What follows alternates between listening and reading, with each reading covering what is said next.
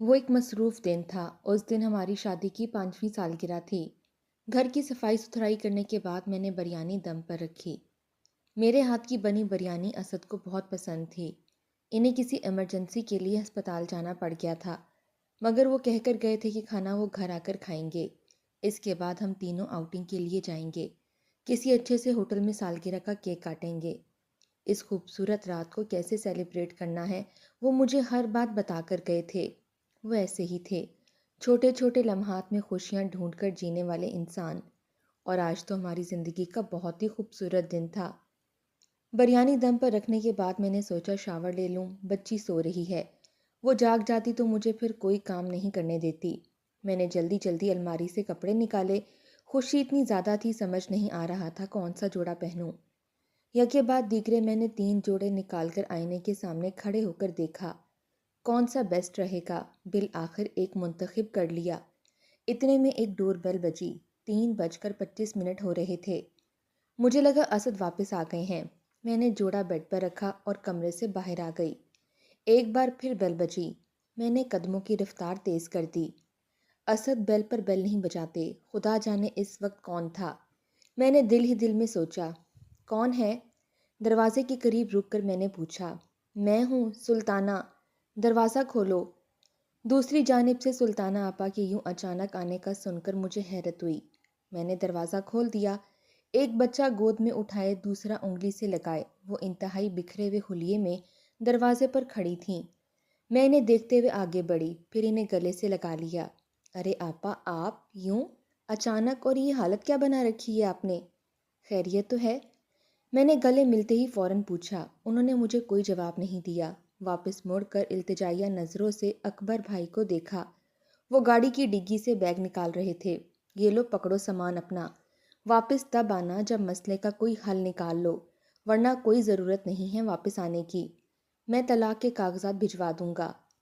सामान डिग्गी से बाहर निकालने के बाद उन्होंने गुस्से से गेट की तरफ फेंका।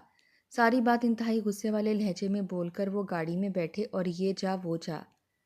मैं ना समझी और समझी की कैफियत में आगे बढ़कर इनका बैग उठा रही थी, फिर इनको बाजू से पकड़कर घर के अंदर ले आई। मुझे कुछ समझ नहीं आ रहा था कि मामला क्या है। अलबत्ता अकबर भाई के जुमलों ने मेरे पैरों तले से ज़मीन सिरका दी थी। इतना तो समझ चुकी थी कि बात बिगड़ चुकी है। गम के बाद खुशियाँ ज़रूर मिलती हैं, लेकिन आज मेरी इतनी बड़ी खुशी के दिन मेरी नंद के साथ ये हो रहा था। मेरा दिल उस वक्त कांप रहा था। हमारा ताल्लुक गरीब तबके से था। वालिद एक प्राइवेट फैक्ट्री में मजदूरी करते थे। वालदा दमे की मरीज़ा थीं। अब्बू की तनख्वाह के चंद हज़ार में से भी हर माह आधे अम्मी की दवाइयों पर खर्च हो जाते थे। हम गरीब ज़रूर थे, मगर मैंने ज़िंदगी में कभी भी अपने वालदैन को किसी के सामने हाथ फैलाते हुए नहीं देखा था। अक्सर घर में फाकों का राज रहता, मगर अम्मी अब्बू अल्लाह पर तवक्कल रखते, हमें भूखा ही सुला देते। हम 5 बहनें थीं, अलबत्ता भाई कोई नहीं था। बड़ी आपा सुगरा और मुबीना की शादी बहुत मुश्किल से अब्बू के ख़ानदान में ही हुई थी। जहेज़ दिया था अब्बू ने, मगर बराए नाम। वो दोनों अपने घरों में जहेज़ की वजह से हज़ारों ताने सुनती थीं। इसके बावजूद ज़िंदगी की गाड़ी आगे धकेल रही थीं।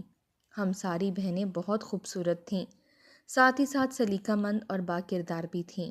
अक्सर रिश्तेदारों का हमारे घर आना जाना लगा रहता था, मगर जब इनको अम्मी कहती कि हम माकूल जहेज़ की वजह से शादी नहीं कर पाएंगे, तो कोई हमारे घर का रुख नहीं करता। यूं ही वक्त गुजर रहा था। मैंने मैट्रिक पास करने के बाद तालीम को खैरबाद कहकर आपी के साथ सिलाई कढ़ाई सीखनी शुरू कर दी। आगे पढ़ने का बहुत शौक़ था, मगर कमर तोड़ गुर्बत इस बात की इजाज़त नहीं देती थी। मैं अक्सर अपनी गुर्बत ज़दा ज़िंदगी से घबराकर ख़ुद को ख्वाबों के संग छोड़ देती थी। कभी ख्वाब में ख़ुद को किसी महल की मलका तस्वुर करती, तो कभी मुल्क का कोई बादशाह शहज़ादा मेरे पास आता, मुझे सिंड्रेला की तरह लेकर कैसे आज़ाद करके जाता। फिर अचानक हकीकत की दुनिया में वापस आ जाती तो मायूसी इर्द गिर्द मंडला रही होती। उस रोज़ भी मैं अपने घर के बरामदे में चटाई पर लेटी ऐसा ही कोई ख्वाब देख रही थी, जब दरवाजे पर दस्तक हुई। अम्मा और सिदरा घर पर नहीं थे। आयशा किचन में खाना बना रही थी। अब्बा के आने का वक्त था। मैंने सर पर दुपट्टा ले लिया और जल्दी से दरवाज़ा खोल दिया। सामने मोहल्ले का लड़का माजिद खड़ा हुआ था, काफ़ी घबराया हुआ था। इसने कहा, बाजी मुश्ताक चाचा अस्पताल में हैं, अब्बा का फ़ोन आया है, आपको बुला रहे हैं, सरकारी अस्पताल में हैं, ذرا جلدی چلو، ماجد نے ایک ہی سانس میں سب کہہ دیا۔ میں نے یہ سنتے ہی دل پر ہاتھ رکھ دیا۔ میں نے پوچھا میرے ابا کو کیا ہوا ہے؟ پتہ نہیں باجی، جلدی چلو، میں زیادہ نہیں جانتا۔ میں نے وہیں سے عائشہ کو آواز دی۔ اس نے چولہا بند کر دیا اور ہم دونوں نے چادریں سر پر رکھیں، ہسپتال کے لیے نکل گئے۔ ہسپتال پہنچے تو ہمیں معلوم نہ تھا ابا کس جگہ ہیں، اس لیے روتے ہوئے ریسیپشن پر کھڑے ایک بندے کو مخاطب کیا۔ بات سنیں پلیز، میرے ابا کا نام مشتاق ہے، کچھ دیر پہلے یہاں آئے ہیں، آپ بتا سکتے ہیں کہاں ہیں وہ؟ میں نے اٹکتے اٹکتے اپنی بات مکمل کی۔ معلوم نہیں میرے چہرے پر کیا تھا، وہ شخص بنا کچھ جواب دیے تکنے لگا۔ مجھے اس لمحے اس کی نظروں سے کوفت ہو رہی تھی۔ میں غصے سے اسے گھورتی ہوئی وہاں سے ہٹ گئی۔ تبھی ایک نرس نے خود بتایا کہ مشتاق نامی مریض ایمرجنسی میں ہے۔ ہم ادھر بڑھ گئے۔ ابا کو فیکٹری میں ہارٹ اٹیک آیا تھا، تشویشناک حالت میں فیکٹری سے اسپتال لائے گئے تھے، مگر اب قدرے بہتر تھے۔ کچھ دیر بعد امی بھی آ گئیں۔ سرکاری ہسپتال مردانہ وارڈ میں رکنا بہتر نہ تھا، اس لیے ہم گھر واپس آ گئے۔ البتہ سکندر چاچا ان کے ساتھ ہی تھے۔ ابا کو گھر واپس آئے 2 دن ہی گزرے تھے، گھر میں عیادت کے لیے آنے والوں کا کافی رش تھا۔ اسی دن ہمارے گھر ایک خاتون کی آمد ہوئی۔ وہ خاتون حلیے اور چال ڈھال سے کسی اچھے گھرانے کی معلوم ہوتی تھیں۔ کوئی نہیں جانتا تھا کہ وہ کون ہیں، کیونکہ وہ نہ ہی ہمارے رشتہ داروں میں سے تھیں اور نہ ہی کوئی جاننے والی تھیں۔ بظاہر وہ ابو کی عیادت کے لیے آئی تھیں، مگر جب امی نے ان سے تفصیل پوچھی آپ کون ہیں، کہاں سے آئی ہیں، تو انہوں نے بتایا کہ وہ ڈاکٹر اصغر حیات کی خالہ ہیں، ناظمہ آباد سے آئی ہیں۔ ڈاکٹر اسد کی خواہش ہے کہ وہ مریم کے رشتے پر بات کرنا چاہتے ہیں، وہ مریم سے شادی کرنا چاہتے ہیں۔ امی کو ان کی بات سن کر پہلے حیرت کا زوردار جھٹکا لگا۔ کہا ناظمہ آباد کہاں اور ہماری مانسیرا گلیاں کہاں؟ ایک قابل ڈاکٹر کا رشتہ، مگر یہ کہاوت بھی مشہور ہے کہ جہاں بیری ہوتی ہے وہاں پتھر تو آتے ہی ہیں۔ اس لیے امی نے ہمیشہ کی طرح ان خاتون کو یہ بات پہلے ہی بتانا مناسب سمجھی کہ بہن میرے پاس بیٹی کی سوا دینے کو کچھ نہیں ہے، جہیز برائے نام ہی دوں گی، اگر منظور ہے تو بات آگے بڑھا دیں گے، ورنہ۔ امی تو کیا ہم سب کو یقین تھا کہ یہ بات سنتے ہی وہ خاتون چلتی بنے گی، مگر ایسا نہیں ہوا۔ جب انہوں نے کہا کہ انہیں جہیز نہیں چاہیے، صرف مریم چاہیے، باقی سب کچھ ہے ان کے پاس، تو امی کے ساتھ ساتھ ہمارا سارا گھرانہ ہی حیران رہ گیا۔ پل بھر کو مجھے یقین نہ آیا میرے خواب کیسے حقیقت ہو سکتے ہیں۔ اس روز میرے پاؤں زمین پر نہ تھے۔ میرے خوابوں کا وہ شہزادہ جس کو میں نے کبھی خوابوں میں بھی نہیں دیکھا تھا، اب حقیقت بن کر میرے سامنے آ پہنچا تھا۔ مجھے اپنی خوش قسمتی پر یقین نہیں آ رہا تھا، جبکہ سارا خاندان میری قسمت پر رش کرنے لگا۔ وہیں ڈاکٹر اسد تھے جنہوں نے مجھے ریسیپشن پر دیکھا تھا۔ انہوں نے پہلی ہی نظر میں مجھ سے شادی کرنے کا ارادہ کیا۔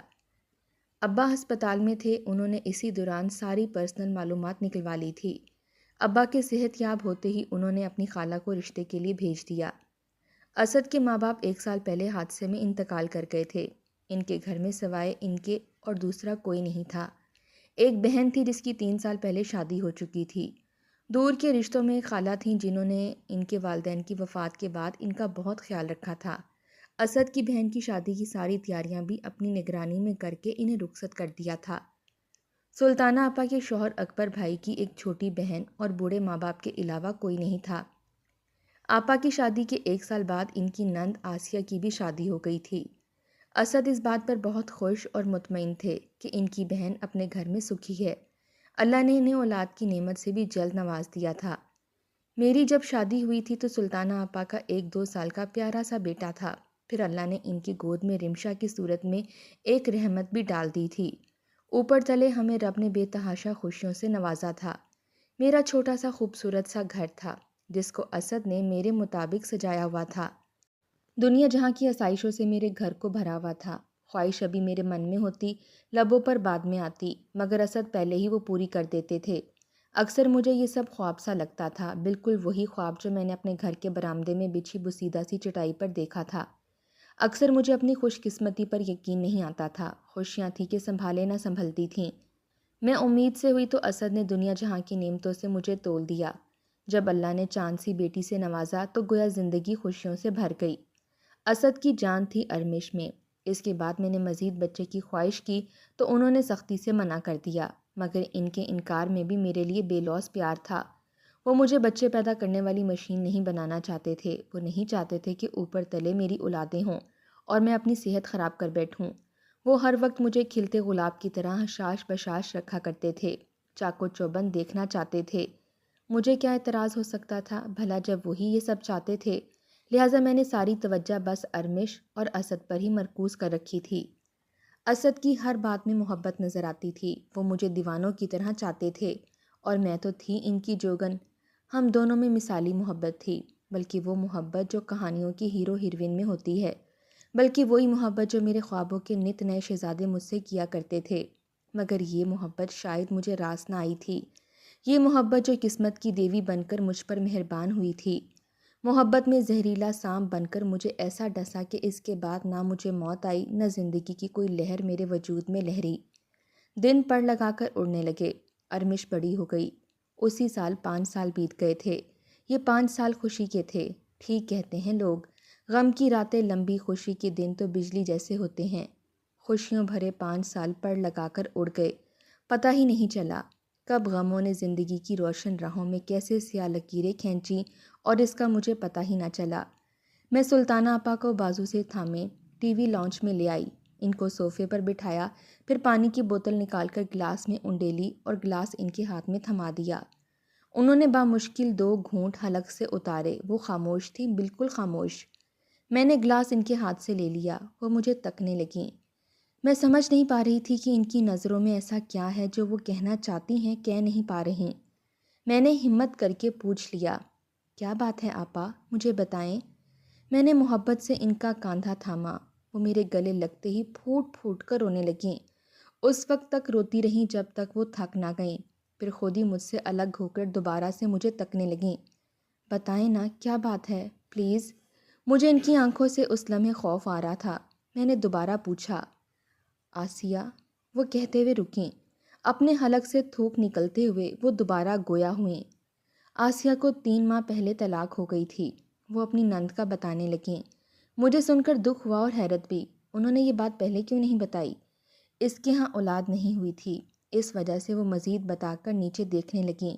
مگر اس میں ان کا کیا قصور ہے؟ یہ سب تو اللہ کی مرضی سے ہوتا ہے۔ اس میں آپ کا کیا قصور ہے آپا؟ وہ کچھ لمحے خاموش اپنی ہتھیلیوں کو تکتی رہیں۔ مجھے ان کی خاموشی سے ڈر لگنے لگا۔ میرا قصور یہ ہے کہ میں اس کی اکلوتی بھابھی ہوں، میرا قصور یہ ہے کہ میں اسد کی بہن ہوں، میرا قصور یہ ہے کہ میں تمہاری نند ہوں۔ بالآخر وہ بول پڑیں، ان کا چہرہ غمگین ہو رہا تھا۔ کیا مطلب آپا؟ آپ کیا کہنا چاہتی ہیں؟ کھل کر بتائیں۔ عورت کی چھٹی حس ایسے معاملات میں بہت تیز ہوتی ہے، میری بھی چھٹی حس مجھے مسلسل بہت غلط بات بتانے کا کہہ رہی تھی۔ مریم، مریم مجھے معاف کر دو، میں 3 ماہ سے مسلسل عذاب میں ہوں۔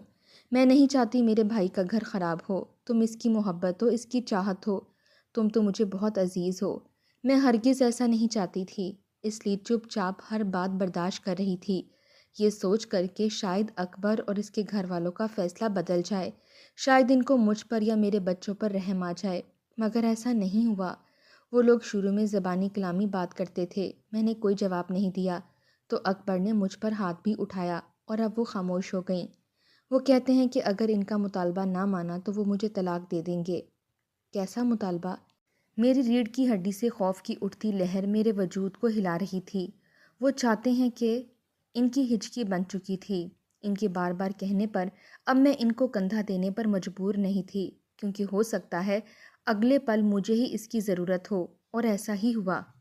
وہ کہتے ہیں اسد تمہیں طلاق دے کر آسیہ سے شادی کر لے، تبھی وہ مجھے رکھیں گے، ورنہ مجھے اکبر چھوڑ دے گا۔ یہ لفظ بہت مشکل سے اس کی زبان سے ادا ہوئے تھے، مگر ان لفظوں نے میری روح کو جھنجھوڑ ڈالا تھا۔ یہ لفظ تھے، یہ خنجر، دل کی دھڑکنیں پہلے ہی بے ترتیب تھیں، مگر جب انہوں نے لفظوں کی صورت میں یہ سیسا میرے کانوں میں انڈیلا، دل سینے سے چیر کر باہر نکلنے کو اچھلنے لگا، میری آنکھیں پتھر کی بن گئیں۔ میں اس کو گھور گھور کر دیکھنے لگی۔ مریم دیکھو، خدا کے لیے مجھے معاف کر دو، خدا کے لیے میری بات سنو، میں بہت مجبور ہوں۔ مریم، میں اپنے بھائی کا گھر خراب نہیں کرنا چاہتی، مگر میں کیا کروں؟ کیا کروں؟ یہ سب کیسے کہوں گی اس سے؟ ایک ہی میرا بھائی ہے، ایک طرف میرے بچے ہیں، اور ابھی بھی میرے ہاتھ دیکھو کس طرح تمہیں تھامے ہوئے ہیں۔ وہ رو رہی تھیں، میں سن چکی تھی پر سننا نہیں چاہتی تھی۔ آپا، اسد کی آواز نے میرا سکتہ توڑا۔ میں نے چونکتے ہی ٹی وی لاؤنج کے دروازے پر کھڑے اسد کو دیکھا۔ آپا میرا ہاتھ چھوڑ کر فوراً کھڑی ہو گئیں۔ اسد نہ جانے یہاں کتنی دیر سے کھڑے تھے، البتہ ان کے چہرے پر پھیلے کربناک آثار بتا رہے تھے کہ وہ سب سن چکے ہیں۔ سلطانہ آپا ان کے گلے لگتے ہی پھوٹ پھوٹ کر رونے لگیں۔ میں نے زندگی میں دوسری بار اسد کی آنکھوں میں آنسو دیکھے تھے۔ پہلی بار جب ارمش کی پیدائش کے وقت مجھے لیبر روم سے لایا جا رہا تھا، اور دوسری بار اب جب ان کی آپا کی زندگی داؤ پر لگی ہوئی تھی، محبت اور خون کی جنگ میں۔ میں نے دل ہی دل میں سوچا، پھر کھڑے کھڑے سختی سے آنکھیں موند لیں۔ میرے مالک نے اسد کو اس میدان جنگ میں لا کر کھڑا کیا تھا، جہاں ایک طرف میں ان کی محبت کھڑی تھی جس کو وہ معمولی سی تکلیف بھی نہیں دے سکتے تھے، اور ایک طرف ان کی اپنی بہن، ان کی آپا، جس کے علاوہ ان کا کوئی خونی رشتہ نہیں تھا۔ میں سوچ میں پڑ گئی، اب محبت جیتے گی یا خون کا رشتہ؟ چپ ہو جائیں آپا، سب ٹھیک ہو جائے گا، انہوں نے ان کے آنسو پہنچتے ہوئے تسلی دی۔ مریم، ارمش سو رہی ہے، جاؤ اس کو جا کر دیکھو، وہ مجھ سے کہہ رہے تھے۔ میں نے ارمش کی رونے کی آواز کیوں نہیں سنی تھی؟ میرے مولا مجھے ہمت دے، میں نے دل ہی دل میں سوچا، اور بھاری قدم لیے اپنے کمرے کی جانب چلی گئی۔ وہ فیصلے کی رات تھی، میری زندگی کی وہ اذیت ناک رات جسے میں لفظوں میں بیان کرنے کا حوصلہ نہیں رکھتی۔ مختصر یہ کہ میں اس رات سولی پر ٹنگی رہی، جہاں نیچے، بہت نیچے گہری کھائی میں آگ کا کنواں دکھ رہا تھا۔ اس کنویں سے نکلتی تپش مجھے اپنا جسم جھلساتی ہوئی محسوس ہو رہی تھیں۔ میں لمحہ بہ لمحہ جھلس رہی تھی۔ ایک کمزور سی رسی نے مجھے پیروں سے باندھ رکھا تھا۔ میرا منہ کنویں کی جانب تھا، البتہ وہ رسی ارمش تھی، جس کا دوسرا سرا اسد کے ہاتھ میں تھا۔ ایک فیصلہ مجھے اس آگ سے نجات دلا سکتا تھا، یا پھر دوسرا چھوڑنے پر مجھے اس دہکتے کنویں میں تا عمر جلنے کے لیے گرا سکتا تھا۔ ارمش کو سلانے کے بعد میں مسلسل چت لیٹی رہی اور چھت کو گھورتی رہی۔ آج ہماری شادی کو 5 سال مکمل ہو چکے تھے۔ آج ہم بہت خوش تھے۔ اسی خوشی میں یہ لمحات ایسے گزرے جیسے 5 سال پہلے جب میں سہاگن بن کر اس کمرے میں آئی تھی، مگر آج یہ رات میرے گلے کا پھندا بن گئی تھی۔ زمین کیسے سرکتی ہے پیروں تلے سے، یہ آج میں نے جانا تھا۔ سر پر پہاڑ کیسے ٹوٹتے ہیں، اس کا اندازہ مجھے آج ہو رہا تھا۔ میں نے کروٹ بدلی، رات کے 2 بج رہے تھے۔ آج کی رات میرا جی چاہ رہا تھا کہ اسد کا کوئی بھی فیصلہ میں نہ مانوں، یہ بات سننے سے پہلے جان سے گزر جاؤں، خودکشی کر لوں، مگر ننھی ارمش کا خیال آ جاتا تو ہر ارادہ کمزور پڑ جاتا۔ یہ کیسی رات تھی، میں سلگ رہی تھی۔ یہ رات قیامت کی رات بن گئی، کبھی نہ گزرنے والی سیاہ ناگن جیسی خوفناک اور بھیانک رات۔ اس کو تو گزرنا تھا، سو گزر جاتی ہے، اور یہ رات بھی گزر گئی۔ فجر کی اذان قریب کی مسجد سے سنائی دی۔ میں فوراً اٹھ کر کھڑی ہو گئی۔ اسد ابھی تک کمرے میں نہیں آئے تھے، اور مجھے انتظار تھا۔ وہ جیسے ہی اندر آئیں گے، میں دوڑ کر ان کے سینے سے لگ کر ان سے کہوں گی کہ اسد، خدا کے لیے مجھے اس دہکتے آگ کے کنویں میں مت دھکیلنا، میرا ساتھ مت چھوڑنا۔ مگر اسد نہیں آئے۔ میں اپنی ہتھیلیوں سے خود ہی آنسو پونچھتی رہی، واش روم کی طرف بڑھ گئی، وضو کیا، باہر نکل کر جائے نماز بچھاتے ہی سامنے سجدہ ریز ہو گئی۔ اب وہی ایک سہارا بچا تھا جس سے امید تھی، ورنہ اسد سے تو نہ مجھے یہ امید تھی کہ وہ بہن کو چھوڑیں گے، نہ ہی یہ کہ وہ مجھے چھوڑ کر جائے گا۔ ہاں، البتہ اللہ وہ واحد ہستی تھی جس سے یہ امید ضرور تھی کہ وہ میرا اس قیامت کی گھڑی میں ضرور ساتھ دیں گے۔ اس لیے میں نہ جانے کتنی دیر سجدے میں سر رکھ کر اسی حسرت کے ساتھ مانگتی رہی دعا، مگر قسمت جب ساتھ چھوڑ جائے تو دعائیں بھی اثر نہیں دکھاتی ہیں۔ اسد کی آواز پر میں نے سجدے سے سر اٹھا کر دیکھا، فوراً جائے نماز سے اٹھ کر کھڑی ہو گئی۔ اسد میرے حلق کے نہ جانے کس گوشے سے دبی ہوئی آواز برآمد ہوئی۔ انہوں نے بغیر کوئی جواب دیے ہاتھ کے اشارے سے مجھے آگے بڑھنے سے روک دیا۔ میرے مولا میرا ساتھ دے، میں نے نظریں اوپر اٹھا کر چھت کو تکتے ہوئے دل ہی دل میں رب سے التجا کی۔ تلوار سر پر لٹکی ہوئی تھی۔ انہوں نے مجھے روکا تو وقت بھی تھم گیا، آنسو آنکھوں سے بہنے لگے۔ میرے قریب مت آنا، کھڑی رہو وہاں ہی، میں نہیں چاہتا تمہاری آنکھوں میں آنسو دیکھوں، ورنہ اپنا فیصلہ بدلنے پر مجبور ہو جاؤں گا۔ میں اپنے فیصلے سے اب پیچھے نہیں ہٹنا چاہتا، فیصلہ ہو چکا ہے۔ وہ فیصلہ سنانے آئے تھے۔ میں جہاں کھڑی تھی وہاں مجھے یوں محسوس ہو رہا تھا جیسے پیروں تلے زمین نہ تھی۔ مجھے اپنا جسم ہوا میں اڑتا ہوا محسوس ہوا۔ میں سلطانہ آپا کو ان کے گھر چھوڑنے جا رہا ہوں۔ انہوں نے میری زندگی میں بہت قربانی دی ہے، اور جب میرا وقت آیا ہے تو میں نہیں چاہتا ان کو خالی ہاتھ چھوڑ دوں۔ میں نہیں چاہتا میری آپا کا گھر ٹوٹے۔ رسی کا سرا چھوٹ گیا تھا۔ اسد مجھے خود سے دور، بہت دور بادلوں کی اوٹ میں چھپتے دکھائی دے رہے تھے۔ تم ارمش کو لے کر اپنے ابا کے گھر چلی جاؤ، میں تمہیں دوبارہ یہاں دیکھ کر اپنا فیصلہ نہیں بدلنا چاہتا۔ میں کوشش کروں گا کوئی حل نکل آئے، مگر نہ نکلا تو مجھے معاف کر دینا۔ وہ بہت روانگی میں یہ کہہ کر اس کمرے سے چلے گئے۔ اسد نے مجھے طلاق نہیں دی تھی، مگر آسیہ سے شادی کے بعد مجھ سے کوئی رشتہ بھی نہیں رکھا تھا۔ 1 سال بعد اللہ نے آسیہ اور اسد کو بیٹے کی نعمت سے نواز دیا تھا۔ معلوم نہیں وہ خوش تھے، مگر ہر ماہ باقاعدگی سے ارمش کا اور میرا خرچ بھیج دیتے تھے۔ انہوں نے ارمش کا شہر کے سب سے اچھے اسکول میں داخلہ کروا دیا تھا۔ ہر ہفتے وہ ارمش کو اسکول سے پک کر لیتے اور اس کے ساتھ وقت گزارتے۔ گھر کے گیٹ پر اتار کر چلے جاتے، مگر میں اب بھی اپنے ابا کے گھر کے برآمدے میں بچھی اسی بوسیدہ چٹائی پر بیٹھے ہوئے اکثر یہ سوچنے پر مجبور ہو جاتی ہوں کہ اسد کے ساتھ جو کل میرا بیتا ہوا وقت تھا وہ ایک خواب تھا یا حقیقت تھی، کہ ایک عورت نے میرا گھر برباد کر دیا تھا۔